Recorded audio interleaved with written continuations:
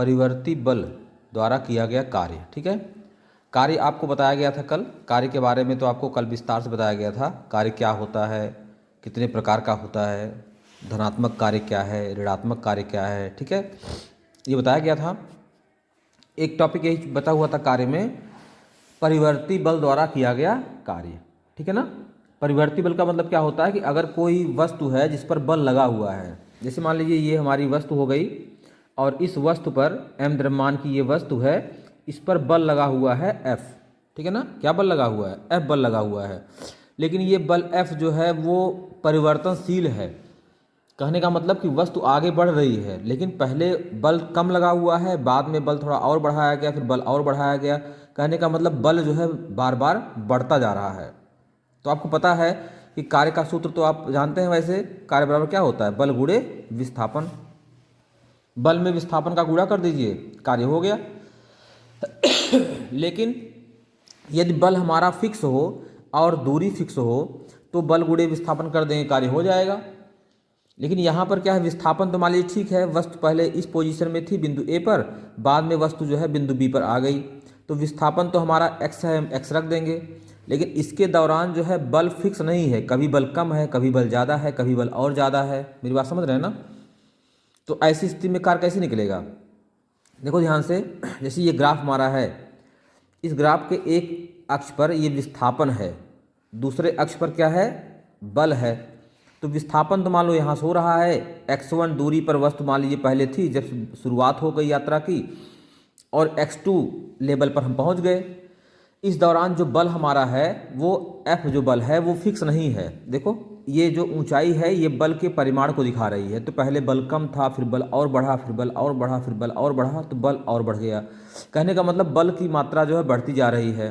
तो ऐसी कंडीशन में हम कौन सा बल रखेंगे, यहाँ वाला बल रखेंगे या यहाँ वाला बल रखेंगे या बीच का बल रखेंगे, कैसे क्या करेंगे, यही आपको जानना है।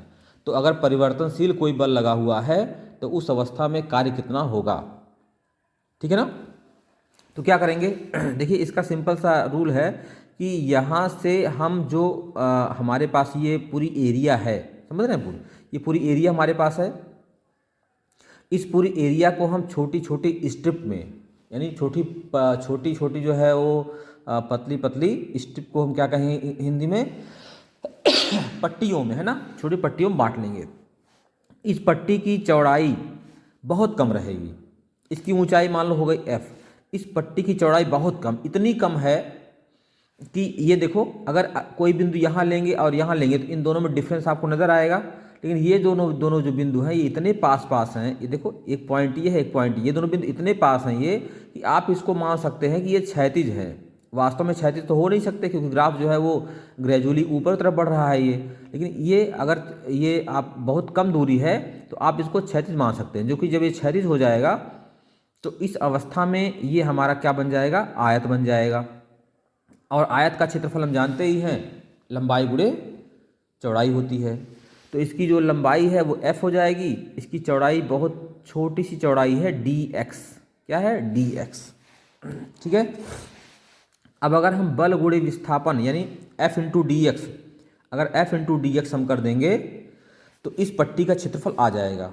ऐसी बहुत सारी पट्टियाँ जो हैं वो इस फील्ड में हैं, बहुत सारी पट्टियाँ हैं, पूरी ऐसी पतली पतली बहुत सारी पट्टियों से हम इसको बांट देंगे।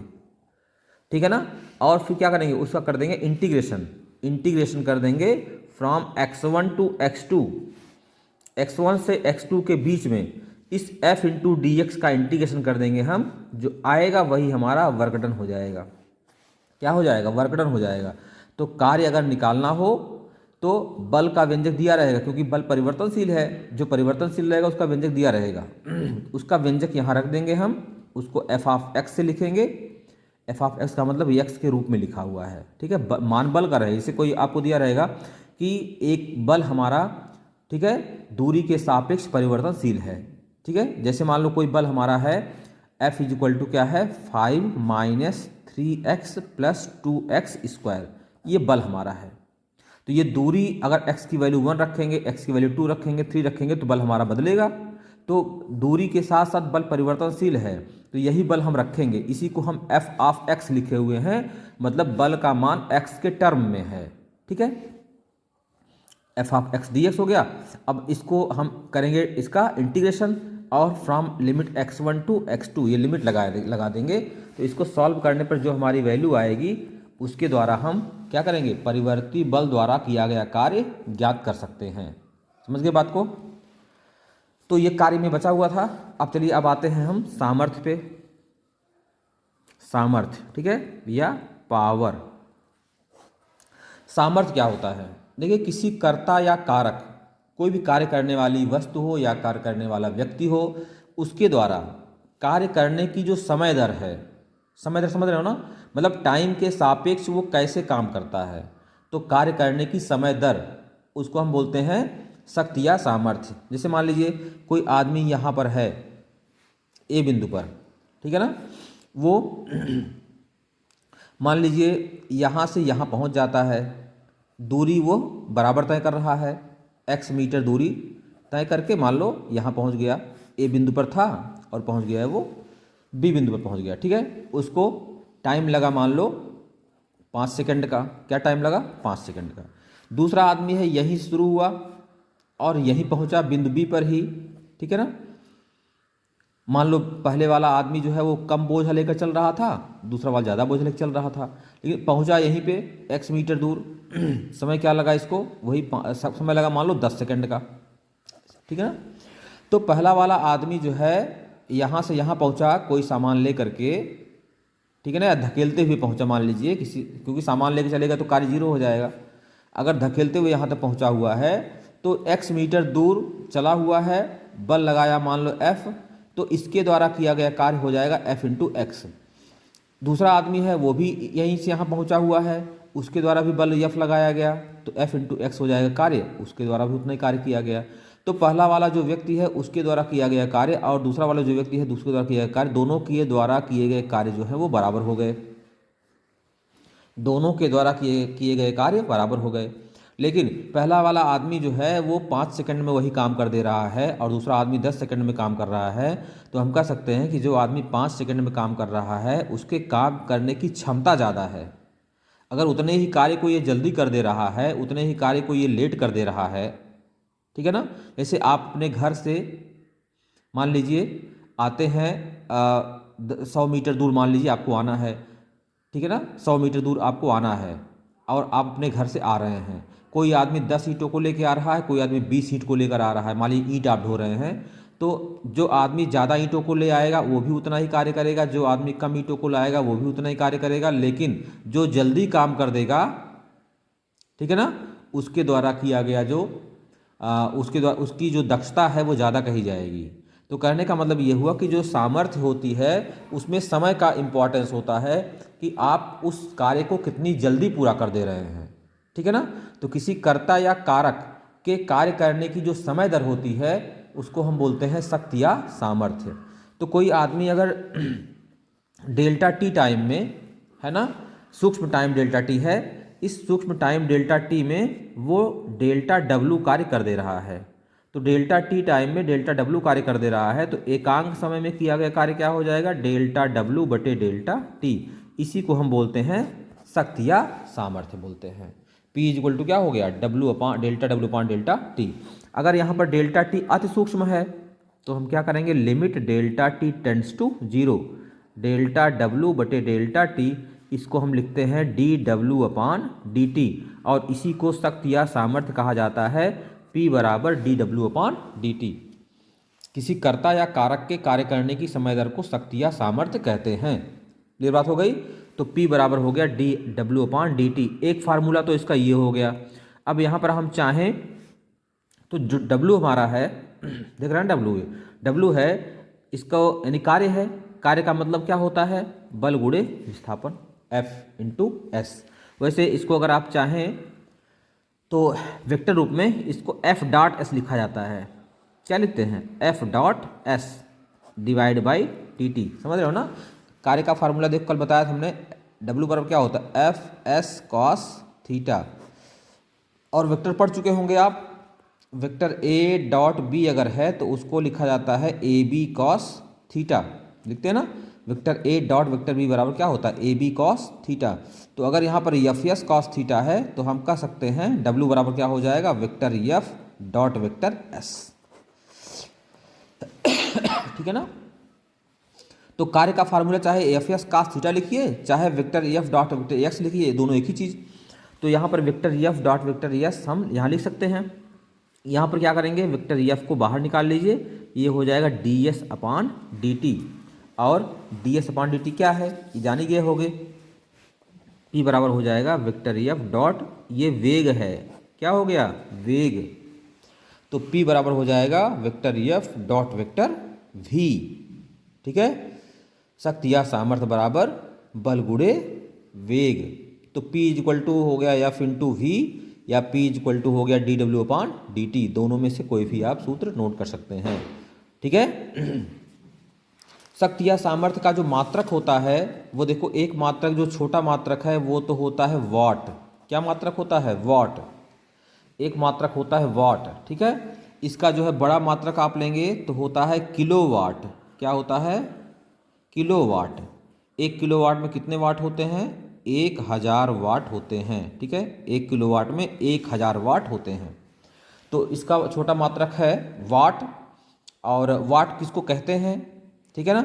देखो P इज इक्वल टू क्या है, डेल्टा डब्ल्यू पान डेल्टा टी है। तो ये कार्य है, कार्य का मात्रक होता है जूल, और ये डेल्टा टी समय है, समय का मात्रक होता है सेकंड।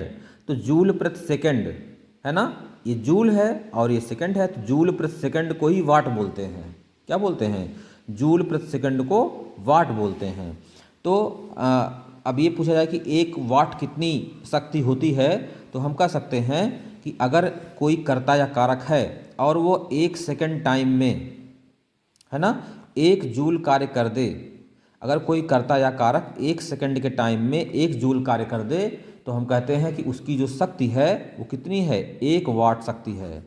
इसका मतलब 1 वाट शक्ति जो है उस कर्ता या कारक की होगी जो 1 जूल कार्य 1 सेकंड में कर दे। 1 जूल कार्य अगर 1 सेकंड में हो जा रहा है तो उस कर्ता या कारक की जो शक्ति है या सामर्थ्य है वो क्या कही जाएगी, 1 वाट है। तो वाट इसका छोटा मात्रक है, उससे बड़ा मात्रक होता है किलोवाट। और बड़ा मात्रक में आप आएंगे तो मेगावाट। मेगावाट और भी बड़ा मात्रक है। तो वाट, किलोवाट, मेगावाट, या एक और मात्रक इसका होता है एचपी, है ना, हॉर्स पावर। क्या होता है ये, हॉर्स पावर। हॉर्स पावर जो है ये भी शक्ति या सामर्थ्य का मात्रक होता है। इसका प्रयोग जो है वो इंजीनियरिंग के कार्यों में होता है। जैसे कोई मोटर है, उस मोटर की जो दक्षता है बतानी होती है, तो हम वाट में और किलोवाट में नहीं बताते हैं कि इतने हॉर्स पावर का मोटर है, 7 हॉर्स पावर का, 10 हॉर्स पावर का, 5 हॉर्स पावर का मोटर है। ठीक है। तो 1 हॉर्स पावर जो होता है, 1 एचपी, इसमें कितने वाट होते हैं, इसमें 746 वाट होते हैं। 1 हॉर्स पावर में 746 वाट होते हैं। तो अब आप जान गए कि जो शक्ति या सामर्थ्य का मात्रक है वो क्या होता है, वाट होता है, किलोवाट होता है, मेगावाट होता है। और छोटे मात्रक में आप आएंगे तो हॉर्स पावर, छोटे मात्रक में नहीं, इंजीनियरिंग के कार्यों में जो मात्रक यूज में आता है वो क्या होता है, हॉर्स पावर या अश्वशक्ति बोलते हैं। क्या बोलते हैं इसको, अश्वशक्ति। तो एक अश्वशक्ति जो होता है उसमें 746 वाट होते हैं। क्या होते हैं, 746 वाट। क्लियर बात हो गई। चलिए संरक्षी बल और असंरक्षी बल क्या है, ध्यान दीजिए जरा। संरक्षी बल और असंरक्षी बल। अच्छा, इस तरह से पढ़ाने पर समझ में आता है, कोई दिक्कत तो नहीं होती है, या जल्दी जल्दी हम पढ़ा देते हैं तो समझ में कम आता हो। जो भी समस्या हो वो आप ज़रा कमेंट करके हमको बताइएगा, इसी वीडियो के कमेंट में आप डालिएगा तो मैं देख लूँगा। ठीक है, कि कोई दिक्कत तो आपको नहीं होती समझने में। जब हम पढ़ाते हैं ब्लैक बोर्ड पर तो उस समय आपको ज़्यादा समझ में आता है, या एक कॉपी पर पढ़ाते हैं तब समझ में आता है। दरअसल ब्लैक बोर्ड हर समय नहीं रहता है ना, या कुछ समस्या रहती है, तो इसी पर जो है वो बता देता हूँ। तो आप कोई दिक्कत अगर हो तो आप बता सकते हैं, कोई सही समस्या नहीं है। ठीक है। देखिए ये संरक्षी बल क्या है, कंजर्वेटिव फोर्सेस, कंजर्वेटिव फोर्सेस। ठीक है।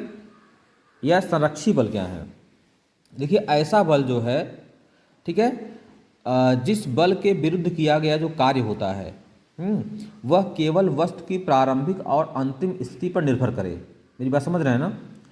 किसी वस्तु पर ऐसा बल लगाया जाए कि उस बल के अधीन जो कार्य है वो प्रारंभिक स्थिति और अंतिम स्थिति पर निर्भर करे। ठीक है, तो ऐसे किए गए कार्य को हम बोलते हैं, ऐसे बल को बोलते हैं संरक्षी बल। ठीक है, जैसे अगर मान लीजिए ये हमारी छत है और ये यहाँ पहुँचना हमको है। ठीक है, ये यहाँ से स्टेप बना हुआ है, सीढ़ी बनी हुई है। अगर मान लो यहाँ 10 स्टेप बना है तो हम 10 बार में नीचे आएंगे, यहीं 50 स्टेप कर देंगे तो 50 बार में नीचे आएंगे। लेकिन अल्टीमेटली हम इतनी ऊंचाई पर थे, पहली पोजीशन में है, और यहाँ पर आप आए, मतलब यहाँ इतनी आपने ऊर्ध्वाधर ऊंचाई तय किया। आपने ऊर्ध्वाधर इतनी ही ऊंचाई तय किया है, चाहे आप 10 स्टेप से आइए, चाहे 20 स्टेप से आइए, चाहे सीधे यहाँ से यहाँ आप जंप कर जाइए, तब भी। समझ रहे हैं? तो कहने का मतलब ये हुआ। और अगर यहाँ से यहाँ आपको चढ़ाई करनी है तो आपको चढ़ाई थोड़ी सीधी रहेगी, तब भी जो है आप यहीं पहुँचेंगे। चढ़ाई थोड़ी सी आपको स्टेप वाइज रहेगी, तब भी यहीं पहुँचेंगे। समझ रहे हैं? तो ऐसी स्थिति में जो कार्य किया जाएगा, ठीक है ना, वह जो कार्य आपका है वो पथ पर निर्भर नहीं करेगा कि आप यहाँ से आ रहे हैं कि थोड़ा सा स्टेप यहाँ से बना हुआ है आपका, जो है आप दूर से होके आ रहे हैं, है ना, इस पर निर्भर नहीं करेगा। अल्टीमेटली आप जिस पोजीशन में हैं और जहाँ पहुँच रहे हैं उन दोनों के डिफरेंस पर निर्भर करेगा। और ये जो कार्य आप कर रहे हैं, जैसे कोई बोझा लेकर के आप इस पर चढ़ रहे हैं, तो आप गुरुत्वाकर्षण के विरोध में कार्य कर रहे हैं ना। गुरुत्वाकर्षण बल नीचे खींचेगा और आप उसके अगेंस्ट कोई बोझ लेकर ऊपर चढ़ रहे हैं, तो आप कार्य कर रहे हैं ना, तो आप गुरुत्वाकर्षण बल के विरोध में कार्य कर रहे हैं। इसलिए जो ग्रेविटेशनल फोर्स होता है, ग्रेविटेशनल फोर्स जो होता है ये कंजर्वेटिव फोर्स होता है। ठीक है ना, ये संरक्षी बल होता है। गुरुत्वाकर्षण बल आपसे कहा जाए तो आप बताएंगे गुरुत्वाकर्षण बल जो है वो संरक्षी बल होता है। ठीक है, क्योंकि इस बल के विरुद्ध, यानी गुरुत्वाकर्षण बल के विरुद्ध कार्य करने में जो कार्य किया जाता है ना, जो कार्य किया जाता है वो कार्य पथ पर निर्भर नहीं करता, बल्कि वो प्रथम और अंतिम स्थिति पर ही निर्भर करता है ना। mgh फार्मूला हम लगाते हैं जब आप किसी वस्तु को नीचे से ऊपर ले जाते हैं तो उसकी स्थितिज ऊर्जा में इतनी वृद्धि हो जाती है, तो mgh के बराबर वृद्धि होती है। तो ऊंचाई हम केवल यहाँ से यहाँ तक की रखेंगे, आप कैसे इसकी स्टेप से होके आए हैं इससे कोई मतलब नहीं है। तो गुरुत्वाकर्षण बल हमारा जो है वो कैसा बल है? संरक्षी बल है। दो बिंदु आवेशों के बीच कार्य करने वाला जो स्थिर वैद्युत बल होता है वह भी संरक्षी बल होता है। मतलब कोई चुंबक है, उस चुंबक के आसपास एक चुंबकीय क्षेत्र उत्पन्न हो जाता है, तो वह बल भी संरक्षी बल है। तो गुरुत्वाकर्षण बल हो गया, वैद्युत बल हो गया, और चुंबकीय बल हो गया। ये जितने भी बल हमारे हैं ये सब संरक्षी बल हैं। ठीक है ना, समझ गए? दूसरा बल कौन सा है? असंरक्षी बल है। असंरक्षी बल, इसको आप बोल सकते हैं non conservative forces. Non conservative forces, तो जो नॉन कंजर्वेटिव फोर्सेस है उस नॉन कंजर्वेटिव फोर्सेस में अगर कोई भी बल है और बल वो प्रकृति बल जो है वो प्रथम और अंतिम स्थितियों के अलावा, बल जो है प्रथम और अंतिम स्थिति के अलावा कार्य के पथ पर भी निर्भर करता है, तो उस अवस्था में ऐसा जो बल होता है वो क्या कहलाता है? नॉन कंजर्वेटिव फोर्सेस या असंरक्षी बल कहलाता है। जिसके उदाहरण कौन से हैं? घर्षण बल है और श्यान बल है। श्यान बल भी आप जान गए होंगे। तो घर्षण बल और श्यान बल जो है वो क्या है? कौन से बल हैं? असंरक्षी बल है। ये कौन सा बल है? ये असंरक्षी बल है। तो घर्षण बल और श्यान बल ये दोनों बल हमारे असंरक्षी बल हैं। क्योंकि घर्षण बल क्या होता है? ये निर्भर करता है कि आप किस रास्ते से गए। मेरी बात समझ रहे हैं ना? जैसे आपको यहाँ से यहाँ पहुँचना है, मान लीजिए आप इस पोजीशन में हैं, आप यहाँ पहुँच गए, तो अगर इस रास्ते से आप जाएंगे तो घर्षण बल कम लग सकता है। ठीक है, और अगर आप इस रास्ते से जाएंगे, ऐसे मतलब तिरछा जाएंगे, ऐसे, ऊंचाई यही है, ये देखिए आप यहाँ पहुँचे, मतलब आप पहुँचे इतनी ऊंचाई। मेरी बात ध्यान दीजिएगा, आप जो है इस लेवल में थे और पहुँचे आप इस लेवल में, तो पहला रास्ता ये है, दूसरा रास्ता ये है, तो इधर का घर्षण बल अलग होगा, इधर का अलग होगा। कहने का मतलब उतनी ही ऊंचाई तय करने में दो रास्ते हमारे पास हैं, तो घर्षण बल अलग अलग काम कर रहा है। तो ऐसे बल जो है कहलाते हैं हमारे, कौन से बल कहलाते हैं? घर्षण बल जो है वो नॉन कंजर्वेटिव फोर्सेस है। ठीक है ना। और दूसरा एग्जाम्पल मैं बता दूं आपको, ये तो मान लीजिए आप जान ही गए, दूसरा एग्जाम्पल बता दूं आपको समझने के लिए। जो नॉन कंजर्वेटिव फोर्सेस होते हैं वो एक बार जब खर्च हो जाते हैं, ध्यान समझ दीजिएगा इस चीज़ को, नॉन कंजर्वेटिव फोर्सेज ये कंजर्व नहीं होते, मतलब एक बार जब खर्च हो जाते हैं तो वो पुनः प्राप्त नहीं हो सकते। जैसे आप अगर मान लीजिए, ये ध्यान दो, अगर हमको इस यहाँ से यहाँ तक हम खिसका रहे हैं तो एक बार हमको घर्षण बल लगेगा, हमको कार्य करना पड़ेगा। अगर आप चाहें कि उल्टा उसी स्थान पर ले आएँ, जो बल खर्च हुआ है वो हमको मिल जाए, तो ये संभव नहीं है। आप इधर गए थे तो घर्षण बल लगा था, आपने कार्य किया, दोबारा आप आएंगे फिर से कार्य करना पड़ेगा, 2 बार कार्य करना पड़ेगा आपको एक बार नहीं 2 बार कार्य करना पड़ेगा, वो कार्य आपको रिवर्स नहीं होगा। तो ये कंजर्वेटिव नहीं है, ये नॉन कंजर्वेटिव है। अगर आपने क्लॉकवाइज ऐसे मत दिया, किसी पानी को आपने क्लॉकवाइज घुमाया, तो क्लॉकवाइज घुमाने पर श्यान बल लगा और आपने कार्य किया, आपकी ऊर्जा नष्ट हुई। अगर आप चाहे उल्टा घुमाएं, आप एंटी क्लॉकवाइज, और आपको वो एनर्जी मिल जाए, तो ये संभव नहीं है। तो ऐसे जो बल होते हैं जो एक बार खर्च होने पर पुनः प्राप्त नहीं हो सकते, उसको हम बोलते हैं नॉन कंजर्वेटिव फोर्सेस। और अगर कोई बल खर्च होने के बाद मिल जाए तो उसको हम बोलते हैं कंजर्वेटिव फोर्सेस। जैसे आप गुरुत्वाकर्षण के विरुद्ध में आप ऊंचाई तक जाते हैं, जैसे कोई चढ़ाई आप करते हैं, मान लीजिए साइकिल से चढ़ाई कर रहे हैं किसी ढाल पर, मतलब किसी ऊंचाई पर, तो आपको कार्य करना पड़ रहा है, आपकी एनर्जी लॉस हो रही है। लेकिन ढाल से जब आप नीचे उतरेंगे तो उस कंडीशन में क्या होगा, आप बिना कुछ कार्य किए हुए नीचे आ जाएंगे। आप साइकिल की जो पैडल होती है उसको बिना मारे हुए ही आप नीचे आ जाएंगे, है ना। तो कहने का मतलब वही दूरी काम करने में पहली बार आपने एनर्जी खर्च किया था और दूसरी बार वही दूरी वापस आने में आपको बिना कार्य की बल लगाए ही आप पहुंच गए। एक बार आपने कार्य किया हुआ था, दूसरी बार कार्य आपको प्राप्त हो गया। तो ऐसे जो बल होते हैं जिनके अगेंस्ट किया गया जो कार्य होता है वह रिवर्स होने पर, वापस होने पर पुनः प्राप्त हो जाता है, ऐसे बल को हम बोलते हैं संरक्षी बल। ठीक है ना, ये परिभाषा आपको किताब में नहीं मिलेगी। तो ऐसे बल संरक्षी बल होते हैं, जिसमें आप याद रखिएगा कि वैद्युत बल है, चुंबकीय बल है और गुरुत्वाकर्षण बल है। और ऐसे बल जो एक बार खर्च होने पर प्राप्त नहीं हो पाते, जैसे घर्षण बल है और श्यान बल है। समझ गए बात को।